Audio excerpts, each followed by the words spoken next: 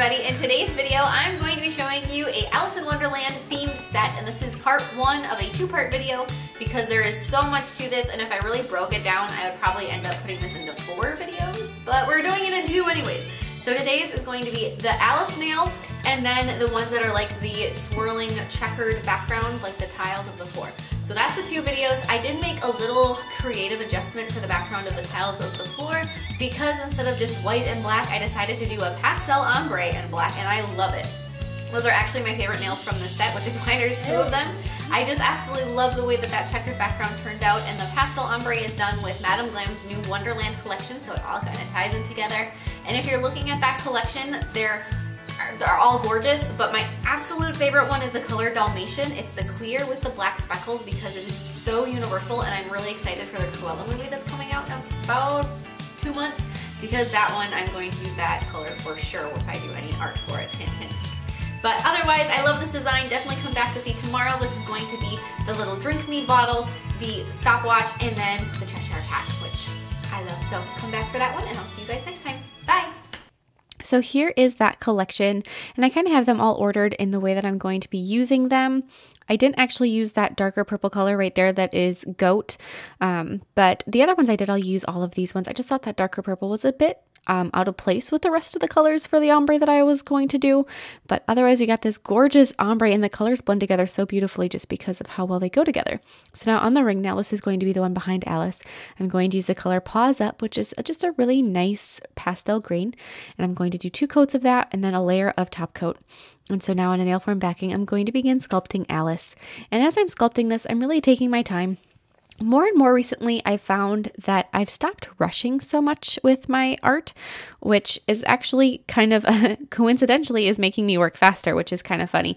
But I found that I was trying to be fast with things, and I had this schedule I was trying to maintain, which to get, my videos uploaded when I need to get them uploaded and everything. And I was just always rushing my art, and I've stopped doing that, which, like I said, I think is making me work faster because instead of having this mentality of go, go, go, go, go, go, go, I'm just kind of taking things on my own pace, and it's a fast pace, I suppose you could say. So the moral of this story is don't necessarily push yourself to rush, and especially with something like, when you're replicating a character or doing something new that you've never done before, give yourself some time, and you may surprise yourself with really how quickly that you do work.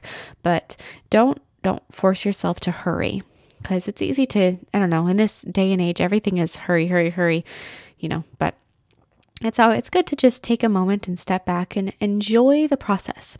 So I've got Alice's head done, and then her neck, and then I'm going to take and I'm sculpting her dress with this really pretty shimmery blue that I have. It's one of my favorite colors. It's one from Koopa, but it's just a really nice shimmery blue acrylic. And then I'm going to go back with that kind of skinny flesh tone color and add another layer to her head to build that up a bit so it stands up a little bit farther from her neck, so that gives it just a little bit more of a 3D element.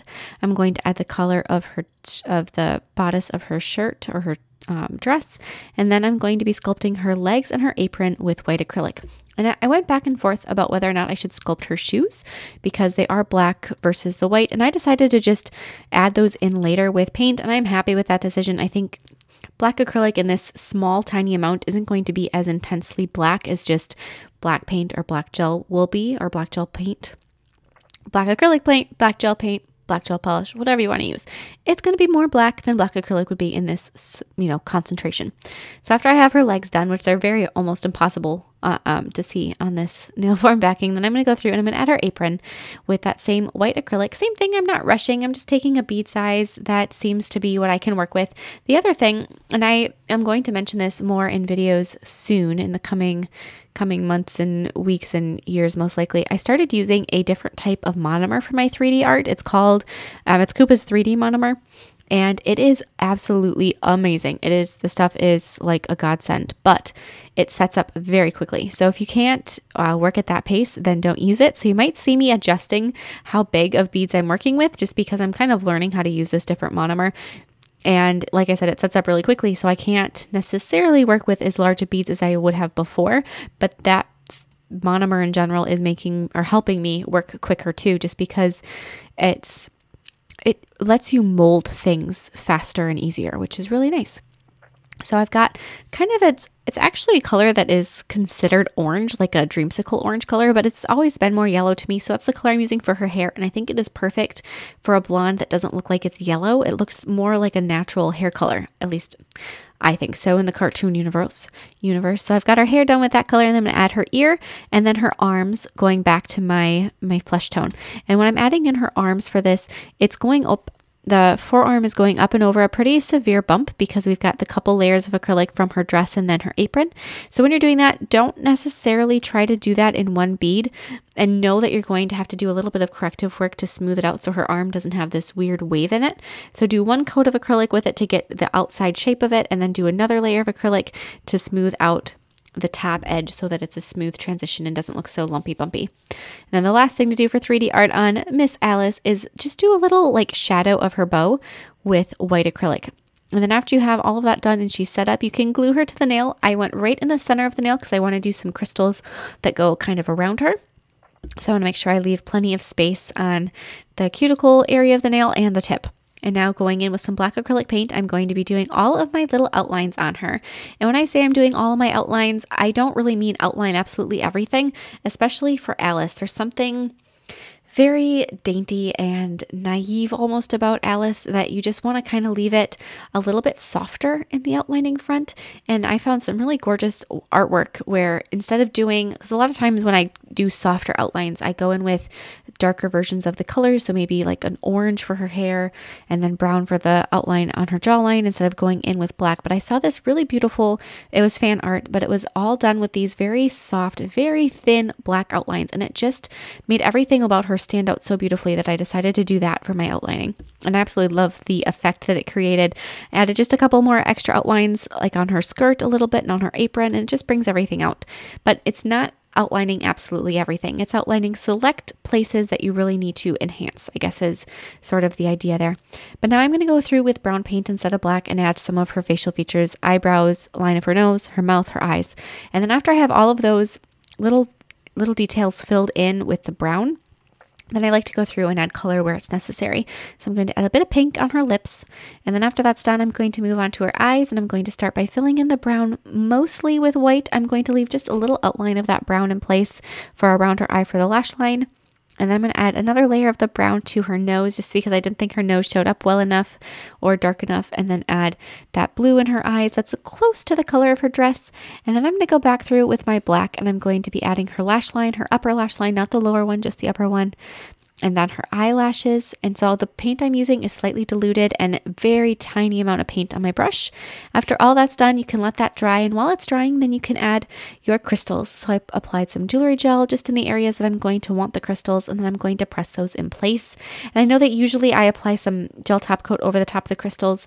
And that's especially helpful if you don't know exactly where they're going to be, or you think you might have more jewelry gel placed down than what you're going to end up using. And you want to make sure it's covered so it doesn't stay sticky. In this particular case, I know I'm just going to fill it in with the crystals, so I'm not worried about any jewelry gel staying sticky around the edges. So I just applied it without top coating it. But then I'm going to just press all those crystals in, and I have light green, light pink, and light blue ones, and then some silver ones in the mix too, just to kind of give a variety to my little crystal encrusting. And then I'm going to apply some matte top coat that is not gel, just regular lacquer over Alice, and that nail is done. So now on my index and middle, which is going to be those nails with that checkered background, I'm going to be creating a pastel ombre. So the color that I'm starting with at the proximal fold is yellow. It's called Little Chick. And then Bunny Hop is the pink at the tip. And then I have the two greens, the blue, the purple, and like the pinkier purple color in the middle. And then we're going to repeat this for a second coat. These colors are so buttery, I suppose could be the word, that they created this ombre without even using a second tool. I just used the bottle brush, which, I mean, they applied absolutely magnificently. They're stunning. And then after that's cured, I'm going to be using the color Dalmatians. And here it is. I showed you the bottle here. I love this color so much. It isn't glitter. It's speckles. And that is just so cool because it's not as thick as glitter would be. So it doesn't create any texture on the nail, which is an amazing thing. And it just creates this multi-leveled speckleness to the entire thing. It is just so beautiful. I hope they make that in a bunch of different colors if they can. Because it'd be cool to have that same thing in white, or, like neon yellow would be amazing. I would think that would be amazing. But For now, I will definitely take the black. So now that I have all of that done and that background is fully cured, I didn't bother top coating it yet just for reference. It's still slightly tacky, but we're going to go through and we're going to start doing that little grid for our checkered pattern. And due to the fact that this is Alice in Wonderland, we're not doing perfectly parallel lines. You want them to slowly taper to one corner so that they kind of are giant triangles, which they obviously don't go all the way to that point. But if the lines continued, they would all reach a central point. And then after you have them in one direction, you're going to need to go through and do the same lines in another direction. Same thing, they should be closer together towards that central imaginary point and get further and further spaced towards the opposite side. And then once your grid is complete, you can start filling in your squares and just pick one at random. If you have a certain square where you messed up your grid a little bit and the lines are wonky, fill that one in because it'll save you some cleanup later. But if all of your grid looks amazing and there's no reason to start in a certain spot, just, luck of the draw, fill one in. And then every other square you're going to fill in. And so you're going to, if you just go up a row, do every other one. And then when you go to the next row, alternate. So you don't want any two squares right next to each other filled in. And so do the next one and just kind of keep building off of the first one that you did and continuing the nail either up or out and fill them all in. And this is a process that is a little bit, it's just a little time consuming and not exactly thrilling, I suppose, because you're just filling in all these squares. But then after take your time with it though. That's where I was going with this. Take your time with it because if you start to rush, you're going to end up filling in the wrong square and then you have a bunch of cleanup to do. So even though it's not the most thrilling part of the design, just still, take your time and be patient with it. But now after you have it done, before you cure, take a little brush and some nail cleanser or isopropyl alcohol or even acetone, but get it damp with it, not soaked, but just a little bit moist. And you're going to clean up all of your lines. And if you don't want to clean up your lines, you just want to run with it and call it good, that is perfectly fine. There's no harm in that. But I'm kind of a perfectionist, so I'm going to go through and clean up these lines because I could not help myself. And if I was really, had no time frame at all to work in, I probably would have spent a long time perfecting those little squares. But once you're happy with them, cure it, and then go ahead and apply some no wipe gel top coat. And now on just one of them, I decided to adhere a little line of crystals on the edge. And so this is going to be the one that's the index nail. So I've got my jewelry gel placed. And then the first one I'm going to put down is this little crystal cluster that I have that's a heart, a crown, and then just a silver one. I thought that was perfect for this design with the Queen of Hearts and all being a pretty prevalent Alice in Wonderland character, even though she's not in this particular set. It's just kind of a little paying homage to the villain in the movie. But after I have that one placed down, I'm going to fill in all the way around it with that other same basic set of crystals I was using, the pink, the blue, the green, and the silver ones, and just sort of alternate size and color going all the way around and fill it in. And I just love that particular combination of colors, the pink, the blue, and the green. I think they just look so lovely. So that is going to finish off this nail. Once we have all of those done and you're happy with all the crystals are placed, you can go ahead and cure it. And then this one is all set. I love this design. I think it is just so, it's like pastel dreams, and it just has a very Wonderland type thing. And that collection from Madam Glam is actually called We're All Glam Here, not Wonderland collection. Just one of those moments, but I love it. I think it's gorgeous. Those checkered ones are absolutely stunning. And I will put links to every color that I am using in this description box below, so check that out. And here's a little blooper reel. Hello everybody, in today's video, I'm gonna show you.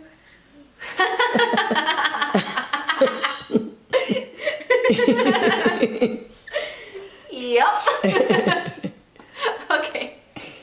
Are you gonna take over for me and do it instead? Pretty soon? Yeah. I think so. Should we try again? Yeah. Okay. Hello everyone. Hello. In today's video, I'm going to be showing you a Alice in Wonderland themed design using Madam Glam's Wonderland collection. And so this is actually a two-part video because it's a pretty cool set. So it's going to be today and tomorrow. And tomorrow. So a lot of you have said that Melody's going to take over my intros for me, and you guys are all right. It won't be long and she'll have those down pat. So that was her little practice, and I'll see you guys next time. Bye!